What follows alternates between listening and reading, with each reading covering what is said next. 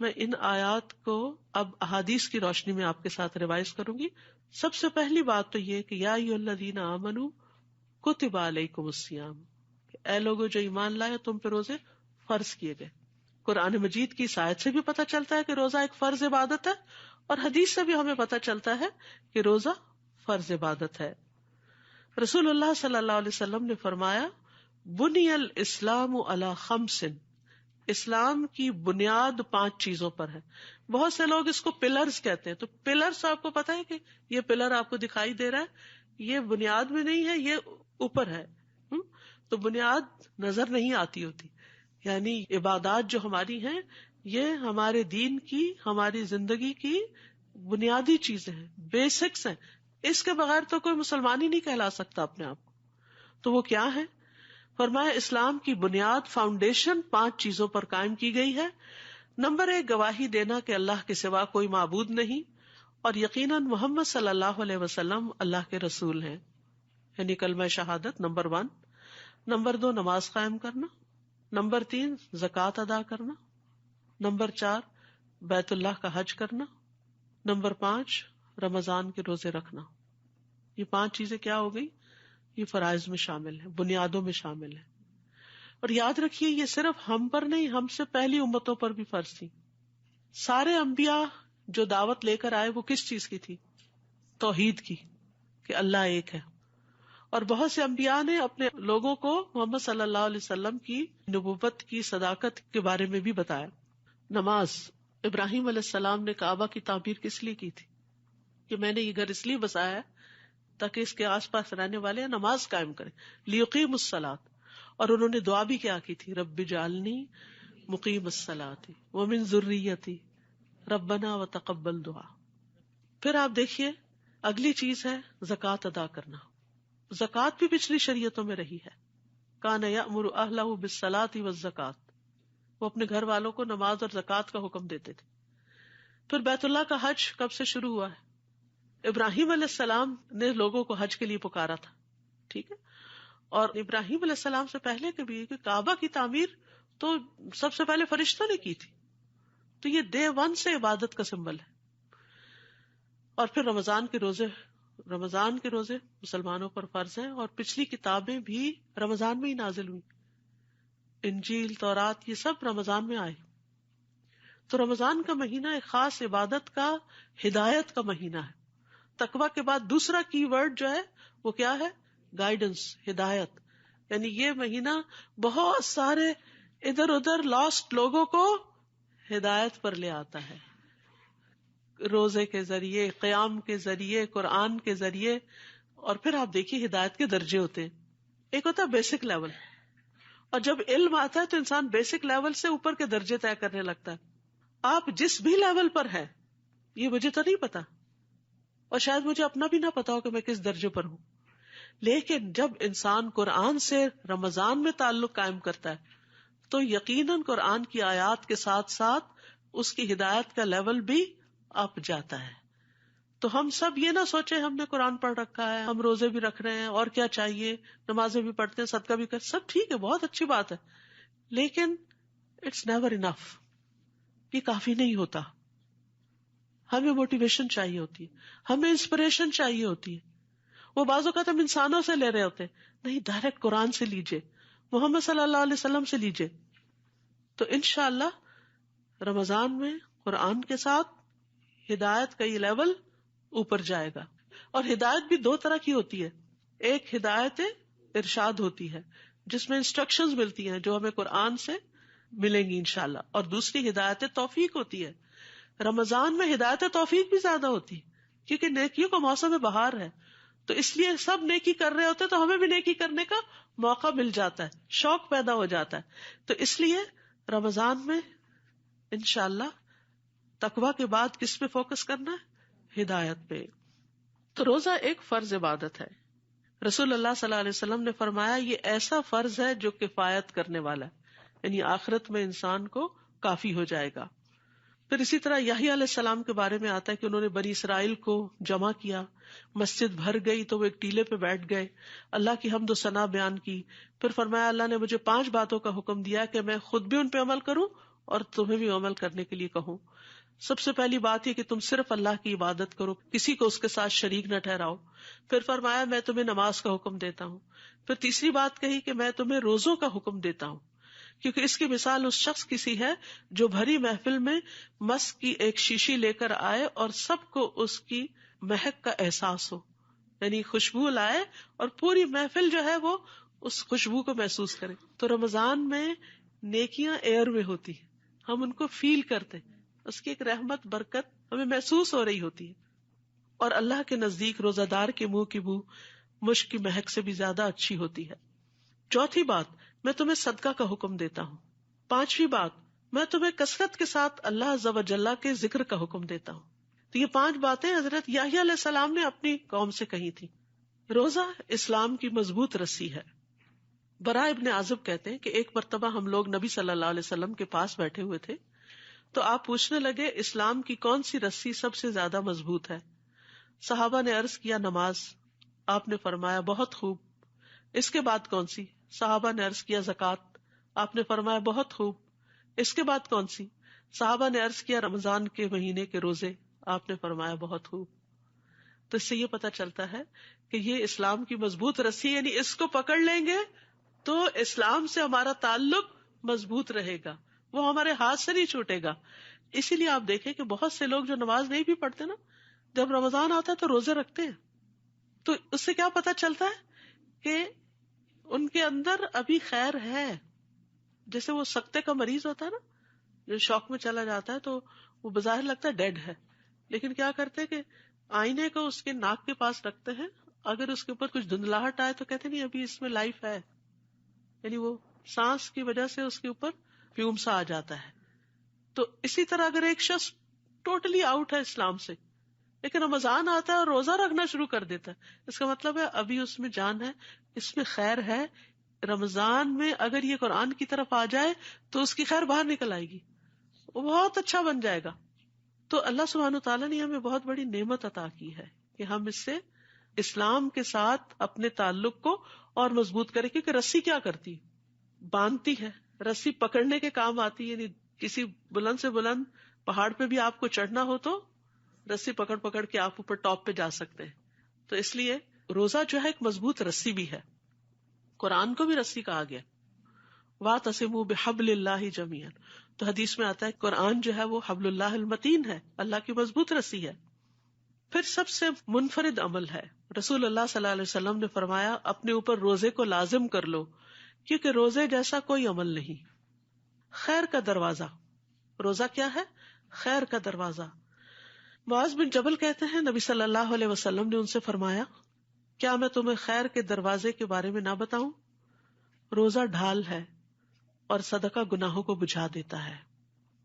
ایک اور حدیث میں بھی آتا ہے الصیام جنتن، روزہ آگ سے ڈھال ہے. آگ سے بیچ میں بریکٹ میں لاتے ہیں کہ جس طرح ڈھال دشمن کے وار سے بچاتی ہے تو روزہ بھی دنیا میں شیطان کے وار سے بچاتا ہے اور نتیجتاً آخرت میں آگ کے عذاب سے بچاتا ہے. فرمایا جس طرح لڑائی میں تم میں سے کسی کی ڈھال ہوتی ہے. ایک اور حدیث میں فرمایا بے شک روزہ تو ایک ڈھال ہے جس کے ذریعے بندہ جہنم سے اپنا بچاؤ کرتا ہے. اللہ تعالیٰ فرماتا ہے روزہ خاص میرے لیے ہے، لہٰذا اس کا بدلہ بھی میں ہی دوں گا، میں خود دوں گا، خود جزا دوں گا.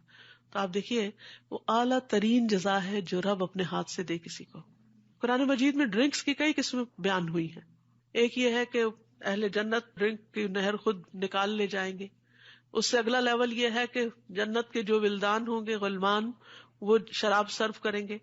اور تیسرا کیا ہے جو ہائیسٹ لیول ہے وَسَقَاهُمْ رَبُّهُمْ شَرَابًا طَهُورًا، ان کا رب ان کو شراب طہور پلائے گا.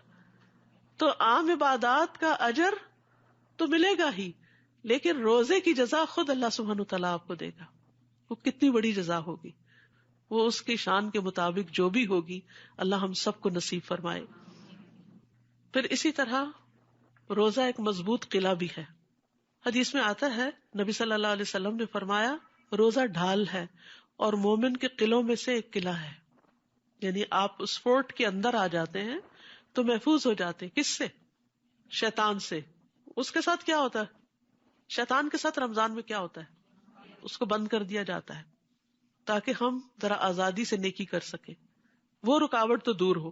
نفس ساتھ ہی ہوتا ہے، ان النفس لامارۃ بالسوء، کیونکہ بہت سے لوگ کہتے ہیں کہ شیطان قید میں ہے تو پھر کیوں ہم برے کام کرتے ہیں، کیونکہ نفس تو اپنے ساتھ ہی ہے نا، وہ جو شیطان کی ٹریننگ میں رہا ہے. تو اس کو مارنے کے لیے کیا ہے پھر روزہ، نفس کو روزہ مارتا ہے. تو پھر روزے سے اسٹرینتھ حاصل ہوتی چلی جاتی ان چیزوں سے فائٹ کرنے کی. یہ تو تھے روزے کے فائدے کی. کیا کیا فائدے ہیں روزے کے؟ کچھ اور فائدے بھی ہیں، اور وہ اس کے ثواب اور فضیلت کے بارے میں ہے. کوئی ایک فائدہ آپ میں سے بتائے گا کوئی؟ روزہ رکھ کے کیا ملے گا آپ کو؟ جہنم سے 70 سال کی دوری. حدیث میں آتا ہے جو بندہ بھی اللہ کے راستے میں ایک دن روزہ رکھتا ہے، اللہ اس دن کی وجہ سے، اس ایک دن کی وجہ سے اس کے چہرے کو 70 برس کی مسافت تک آگ سے دور کر دیتا ہے. اتنا بڑا فائدہ ہے اس کا. اور کوئی فائدہ بتائیے روزے کا کیا فائدہ؟ کیونکہ فائدہ پتا ہو تو انسان کی ذرا موٹیویشنل لیول ہائی ہوتا ہے نا. خاص دروازہ آپ کے شایان شان الریان، اس میں سے داخل کیا جائے گا جنتیوں کو.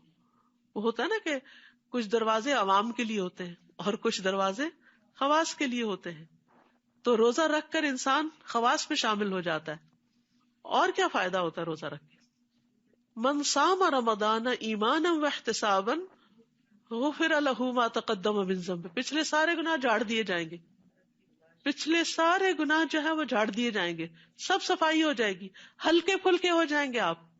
کیونکہ گناہ جو ہے وہ انسان کے اوپر ایک بوجھ ڈال دیتے ہیں، اور جب آپ روزہ رکھتے ہیں تو وہ بوجھ گناہوں کا ہٹ جاتا ہے. پھر اسی طرح روزہ دار کے لیے 2 خوشیاں ہیں. ایک خوشی روز افطار کے وقت ملتی ہے آپ کو، جب آپ پانی پیتے ہیں، کھجور کھاتے ہیں. اور دوسری اللہ کے دیدار کے وقت، اللہ سے ملاقات کے وقت، جب آپ کو اس کا انعام مل رہا ہوگا روزہ رکھنے کا. کتنی بڑی خوش نصیبی ہے، کتنی بڑی فضیلت ہے. روزہ قبر میں بھی مومن کی حفاظت کرتا ہے. قبر میں جب انسان کو دفن کیا جاتا ہے تو نماز اس کے سر کی طرف آ جاتی ہے. حدیث میں آتا ہے میت کو جب قبر میں رکھا جاتا ہے تو وہ ان کے پلٹ جانے کے وقت جوتوں کی آواز سن رہا ہوتا ہے کہ چھوڑ کے جا رہے ہیں مجھے. اب اگر وہ مومن ہوتا ہے تو نماز اس کے سرہانے ہوتی ہے، روزہ دائیں طرف آ جاتا ہے، زکوٰۃ بائیں طرف آ جاتی ہے، دیگر نیک کام، صدقہ خیرات، صلہ رحمی، نیکی، لوگوں سے اچھائی، دوسروں کے کام آنا پاؤں کی طرف آ جاتا ہے. تو جب اس کے سر کی طرف سے کوئی چیز آتی ہے تو نماز کہتی ہے ادھر سے رستہ نہیں. دائیں طرف سے کوئی چیز، کوئی عذاب، کوئی ہو سکتا ہے کیڑے مکوڑے یا ایسی چیزیں جو تکلیف دینے والی ہو، اس کہتے ہیں نہیں ادھر سے بھی رستہ نہیں، روزے اس کو بلاک کر دیتے. بائیں طرف سے زکوٰۃ بلاک کر دیتی ہے، پاؤں کی طرف سے باقی نیکیاں بلاک کر دیتے، اور انسان سیف اینڈ ساؤنڈ ہو جاتا ہے. تو کتنے فائدے کی چیز ہے نا، جو ہر موقع پر کام آنے والی.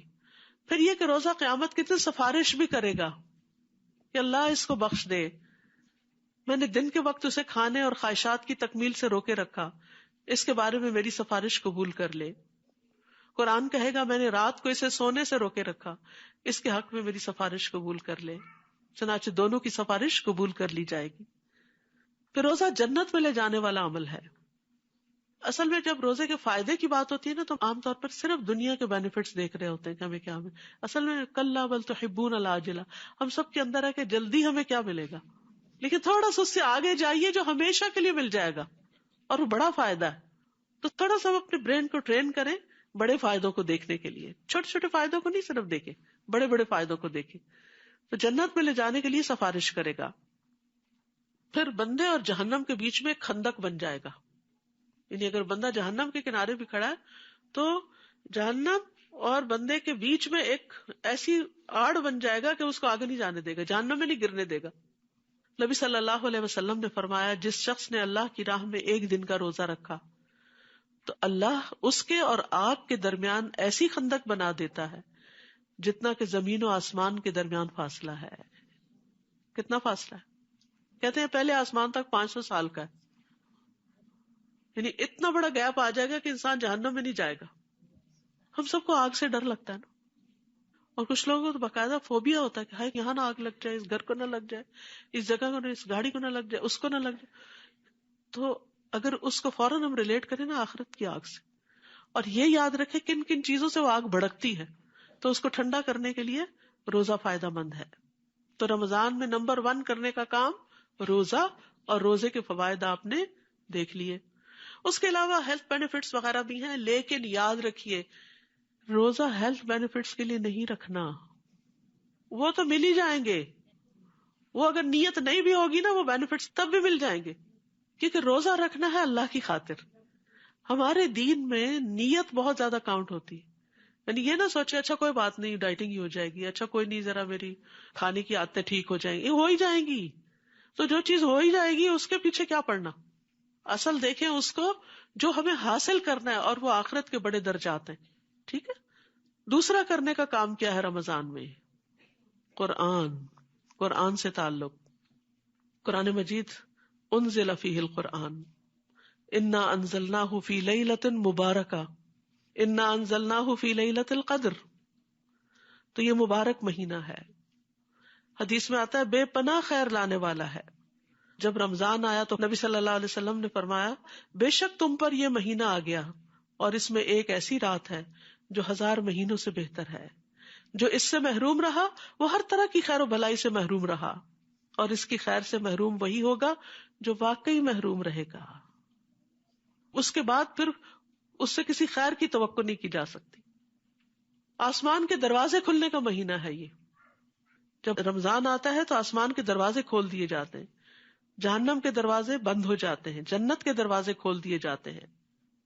تو رمضان میں جب قرآن آتا ہے، جیسے سورۃ فاتح نازل ہوئی، آسمان کا وہ دروازہ کھلا جو پہلے کبھی نہیں کھلا تھا، اور وہ آیات اتری جو پہلے کبھی نہیں اتری تھی، اور وہ سورۃ الفاتح کی آیات تھی جس سے قرآن کی ابتدا ہوتی ہے، جس سے دعائیں قبول ہوتی ہیں.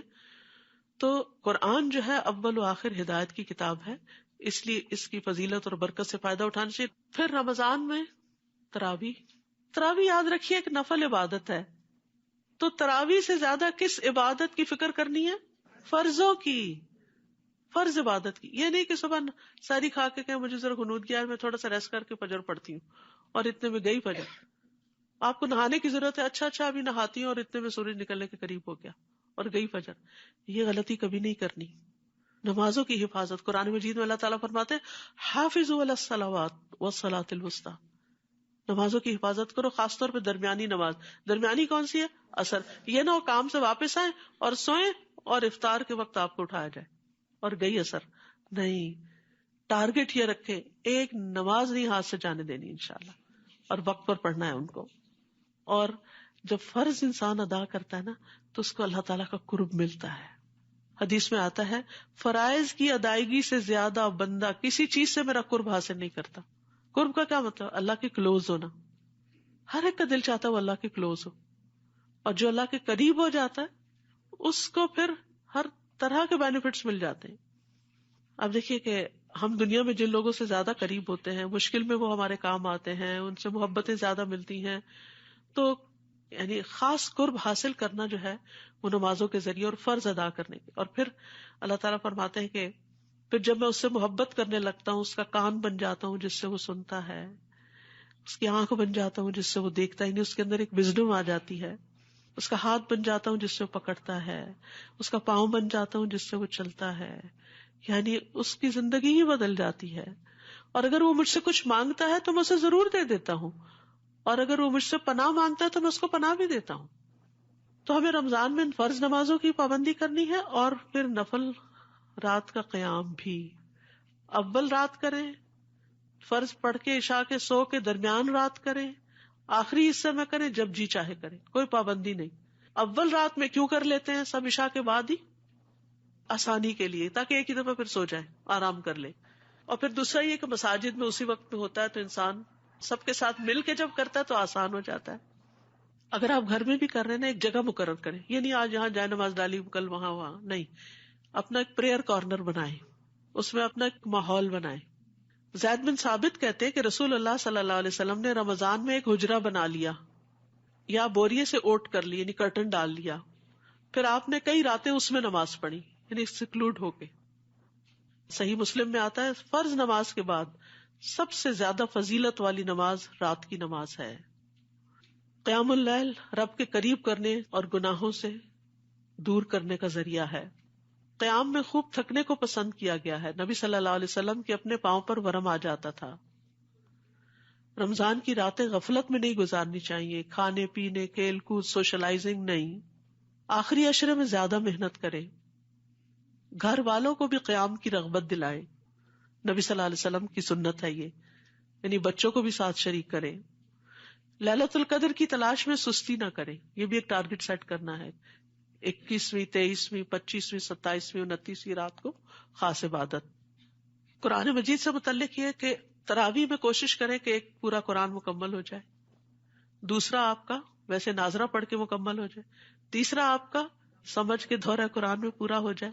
تو اللہ سے دعا کریں کہ یہ سارے ٹارگٹس میٹ کر سکیں. پھر کثرت سے اللہ کا ذکر کرنا. کام پہ جا رہے ہیں، کوکنگ کر رہے ہیں، لیٹے ہوئے ہیں، نیند نہیں آ رہی تو ذکر کرنا شروع کر دیں، نیند آ جائے گی. کثرت سے اللہ کا ذکر، کیونکہ سب سے بہترین روزہ وہ ہے جس میں زیادہ سے زیادہ اللہ کا ذکر ہو. اور ذکر کی کئی قسمیں ہوتی ہیں، جیسے اللہ کے ناموں کا ذکر، اس کی صفات کے ساتھ اس کا ذکر. پھر تسبیح، سبحان اللہ، الحمد للہ، اللہ اکبر، لا الہ الا اللہ، لا حول ولا قوت الا باللہ، یہ سارے بھی ذکر ہوتے ہیں. پھر اسی طرح استغفار بھی ذکر کی ایک قسم ہے، آیت کریمہ بھی ذکر کی قسم ہے. پھر ذکر کی مجلس، یعنی جس میں تعلیم ہو، اللہ تعالیٰ کے احکامات بیان کیے جائیں، قرآن کی تعلیم کی مجلس، یہ بھی ایک ذکر ہے. علماء کو قرآن میں اہل ذکر کہا گیا ہے. فَاسْأَلُوا أَهْلَ الذِّكْرِ إِن كُنتُمْ لَا تَعْلَمُونَ، ذکر والوں سے پوچھ لو اگر تم نہیں جانتے. ذکر والے کون ہوں گے؟ جن کے پاس علم ہوگا، یعنی علماء سے پوچھ لو. تو علم کی مجلس قائم کرنا یہ بھی ذکر ہے، اور بہترین افضل ذکر ہے، کیونکہ اس سے ہمیں اور زیادہ نیکیوں میں اور عبادت میں شوق بڑھتا ہے. پھر اسی طرح بہترین عمل یہ ہے کہ جب انسان دنیا سے رخصت ہو تو اس کی زبان اللہ کے ذکر سے تر ہو. تو زندگی میں عادت ڈال لیں تاکہ موت کے وقت بھی ذکر نہ بھولیں. آخری کلام لا الہ الا اللہ ہو تو انسان جنت میں داخل ہوگا. ہم یہ کہتے تو ہیں کہ یا اللہ ہمیں آخری وقت میں لا الہ الا اللہ نصیب کرنا، لیکن روز تو لا الہ الا اللہ کی تسبیح نہیں کرتے، تو پھر کیا ہوگا؟ اس دن اچانک تھوڑی آ جائے گا. تو اپنی زبان کو لا الہ الا اللہ کہنے کا عادی کریں. اور آپ دیکھیں کہ اگر آپ بیمار ہیں تو کیا آپ کے منہ سے آسانی سے نکل رہا ہے؟ پریکٹس کر کے دیکھیں. نیند سے جاگے کیا لا الہ الا اللہ منہ سے نکلتا ہے؟ یعنی ایسے آڈ ٹائمنگز پر، کیونکہ موت کا وقت بڑا آڈ ٹائم ہے نا، تو قسمت والوں کو ہی نصیب ہوگا. تو اس وقت کی تیاری کے طور پر پہلے سے ہی لا الہ الا اللہ کی تسبیحاں کریں. وہ لوگ کہتے ہیں نا وہ 1000 دفعہ پڑھ کے رکھ دیا، 1,000 دفعہ پڑھ کے رکھ دیا، رکھ لی، وہ تو ہر روز عمل نامے میں لکھا جا رہا ہے. اصل چیز ہے اس ٹنگ کو عادت ہو، اس زبان پہ چڑھ جائے کہ لا الہ الا اللہ کہنے میں دیری نہ ہو. اور یاد رکھیے کہ سب سے آسان ذکر ہے یہ. منہ بند بھی ہو نا آپ کا، ہونٹ بند کر کے کہیں لا الہ الا اللہ کہہ سکتے ہیں نا. کچھ اور کہنا چاہیں تو منہ کھل جائے گا. تو مطلب یہ ہے کہ اگر آخری وقت میں، موت کے وقت پر، اگر منہ پہ آکسیجن کا ماسک بھی کسی نے لگایا ہوا، کوئی وینٹیلیٹر پہ بھی ڈالا ہوا ہے، تب بھی زبان ہل کے لا الہ الا اللہ کہہ سکتی ہے. تو اللہ تعالیٰ سب کو نصیب فرمائے. اور یہ بھی یاد رکھیے جیسا ہم اللہ کا ذکر کریں گے نا، اللہ بھی ویسا ہی ہمارا ذکر کرے گا. تنہائی میں کریں گے تو تنہائی میں، سب میں کریں گے تو سب میں.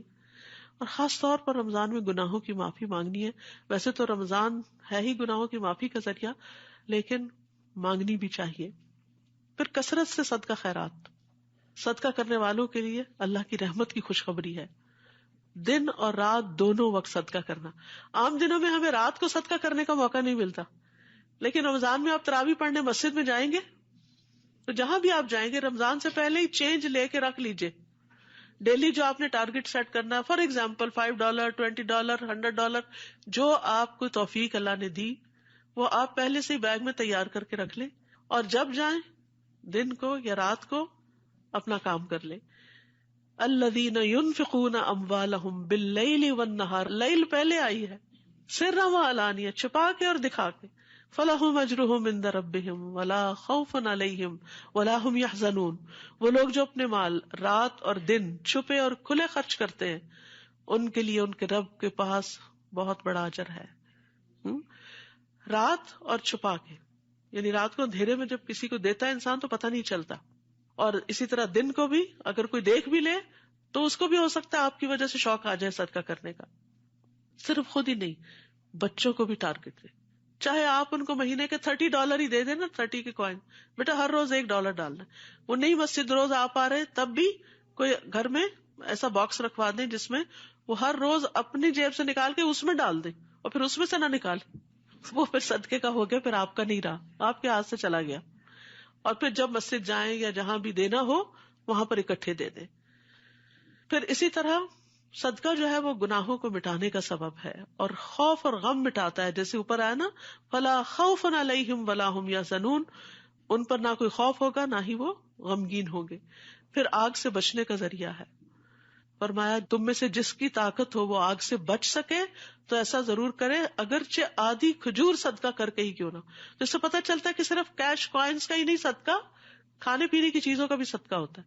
اچھا صدقہ ایک بہت وسیع مفہوم ہے. ہم سمجھتے ہیں صدقہ صرف غریب فقیر مسکین کو دیا جا سکتا ہے. شوہر اگر اپنی بیوی کو پانی کا گھونٹ بھی پلاتا ہے تو اس کے لیے صدقہ لکھا جاتا ہے. بیوی تو پلاتی رہتی ہے نا، لیکن شوہر کو بھی یہاں پر موٹیویٹ کیا گیا کہ وہ بھی کبھی پلا دے. سارا دن کچن میں کھڑے ہو کے تھک چکی ہے، اب اپنا نہ اس کو کھانے کو دل چاہ رہا ہے نہ پینے کو دل چاہ رہا ہے. اب اس کا دل چاہ رہا ہے کہ کوئی چائے کا کپ اس کو بنا دے. پانی گرم بھی تو ہوتا ہے نا، میٹھا بھی ہوتا ہے، ضروری نہیں کہ صرف ٹھنڈا پانی. گرم پانی پلا دے، چائے پلا دے، ٹھنڈا پلا دے، کچھ پلا دے تو شوہر کو اس کا بھی ثواب ملے گا. اور اسی طرح بچے بھی. تو ایک دوسرے کو آفر کرنے کی اور گھر میں بھی ایک دوسرے کی مدد کرنا یہ بھی ثواب کا کام ہے. پھر اسی طرح اپنی سحری بنانا یا افطاری بنانا اس کو بھی نیکی کی نیت سے کریں گے تو وہ بھی انشاءاللہ اس میں شمار ہوگا. پھر اسی طرح 7 طرح کے لوگ ہیں جن کو اللہ تعالیٰ اپنے سائے میں جگہ دے گا جس دن کوئی سایہ نہ ہوگا اس کے سائے کے سوا. ایک وہ شخص جس نے صدقہ کیا مگر اتنا چھپا کے کہ اس کے اپنے بائیں ہاتھ کو بھی پتہ نہیں چلا کہ دائیں ہاتھ نے کیا دیا. تو چھپا کے خرچ کرنے کی عادت بھی ڈالے، کسی کو پتہ ہی نہ ہو، کسی کو بھی نہ پتا ہو سوائے اللہ کے. صدقہ ویسے تو عام دنوں میں بھی کرنا چاہیے، لیکن نبی صلی اللہ علیہ وسلم کی سنت کیا تھی کہ رمضان میں جب جبریل علیہ السلام سے ملتے تھے تو تیز آندھی سے بھی زیادہ سخی ہو جاتے تھے. یعنی آپ کی خیر ہر ایک کو پہنچتی تھی، یعنی سب کے ساتھ کچھ نہ کچھ بھلائی، کچھ نہ کچھ بھلائی. رشتہ داروں کا بھی خیال رکھنا ہے، غریبوں مسکینوں کا بھی رکھنا ہے، دینی اداروں کا بھی رکھنا ہے، مساجد کا بھی رکھنا ہے. یعنی جہاں کوئی نیکی اور خیر کا کام نظر آئے اس میں حصہ ڈالنے کی کوشش کرنی ہے. حدیث بہت ہی خوبصورت ہے. جبریل علیہ السلام رمضان کی ہر رات میں آپ سے ملاقات کرتے، ہر رات میں ریگولرلی، اور آپ کے ساتھ قرآن کا دور کرتے. غرض رسول اللہ صلی اللہ علیہ وسلم لوگوں کو بھلائی پہنچانے میں بارش لانے والی ہوا سے بھی زیادہ جود و کرم فرمایا کرتے تھے. یاد رکھیے الکلمۃ الطیبۃ صدقہ، اچھی بات کسی کو بتا دینا صدقہ. بعض اوقات کوئی آپ سے سوال کرتا ہے، مسئلہ پوچھتا ہے، آپ کہتے کیا اس کو اتنا بھی نہیں پتا؟ میں نہیں بتا رہی اس کو، پہلے بتایا تو تھا، پھر دوبارہ وہی بات پوچھ لے. کہ تو بچوں کے ساتھ ہم یہی کرتے. نہیں، اچھی بات ہے نا، کر لے گا کوئی عمل تو آپ کو ہی ثواب ہوگا، وہ بھی صدقہ ہے. الکلمۃ الطیبۃ صدقہ، کلمہ طیبہ صدقہ ہے. رمضان میں خصوصاً روزہ افطار کروانا صدقہ ہے. مختلف مساجد میں جو افطاری کا انتظام ہوتا ہے اس میں کھلے دل سے پیسے ڈالنا، کیونکہ گھر میں بلا کے بعض اوقات اہتمام تو کرتے ہیں لیکن اس میں اتنی مصروفیت ہو جاتی ہے کہ پھر وہ نمازوں کا اور بہت سا اور کام کرنے کا جو ہے نکل جاتا ہے. تو جہاں اجتماعی افطاریاں ہو رہی ہوں، یہاں ہو، بیک ہوم ہو، کہیں ہو، تو افطار میں جو ہے وہ ثواب کیا ہوتا ہے کہ جتنے لوگ آپ کے اس سے روزہ کھولیں گے ان سب کا ثواب ان کو بھی ملے گا اور آپ کو بھی ملے گا. پھر اس کے علاوہ عمومی طور پر نیک اعمال کرنا، خیر اور بھلائیوں کے کام کرنا، کیونکہ ہر روز رمضان میں فرشتہ پکارتا ہے، اے خیر کے طالب خوشی سے آگے بڑھ، اور اے شر کے طالب رک جا، یہاں تک کہ رمضان ختم ہو جاتا. ہر روز پکار آتی. لہذا خیر اور بھلائیوں میں سبقت کرنی ہے، اچھی بات کرنا، کھانا کھلانا، والنٹیئر کرنا.